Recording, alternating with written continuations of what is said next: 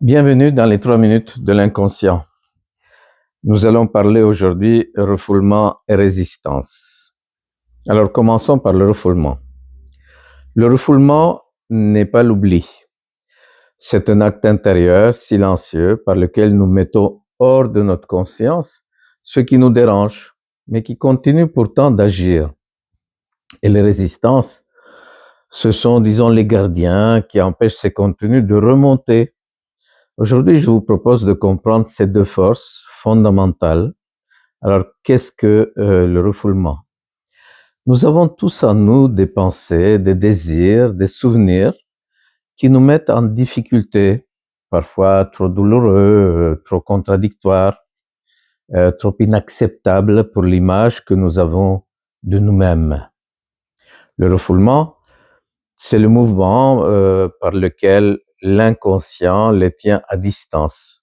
Ces contenus ne disparaissent pas, ils reviennent autrement, dans un lapsus, dans un rêve, dans un symptôme, dans un malaise soudain, dans une réaction parfois disproportionnée.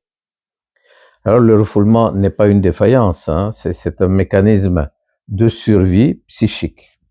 Quand on fait une thérapie, ou même quand on essaie simplement de comprendre quelque chose en soi, les résistances apparaissent. La résistance, ce n'est pas un mur, c'est une protection. C'est la part de nous qui dit « non, non, pas là, pas maintenant, je ne veux pas savoir ». Elle se manifeste par l'oubli, les distractions, les changements de sujet, les justifications, la fatigue soudaine, l'impression que ce n'est pas important, ou même un sentiment d'agacement. Alors, la résistance, ce n'est pas l'ennemi du travail thérapeutique, c'est un indice précieux.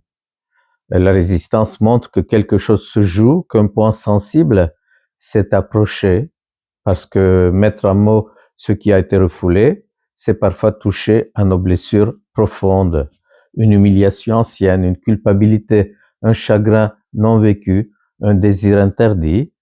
La résistance protège, mais elle protège parfois trop. Elle finit par nous enfermer dans des répétitions, des malentendus, des symptômes.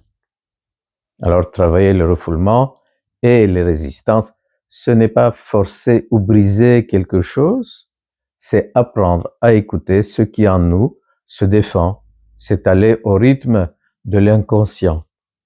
Quand une personne découvre ce qu'elle refoulait, ce n'est pas une révélation brusque, c'est un apaisement, comme si une part d'elle disait enfin, tu peux regarder, je suis prête.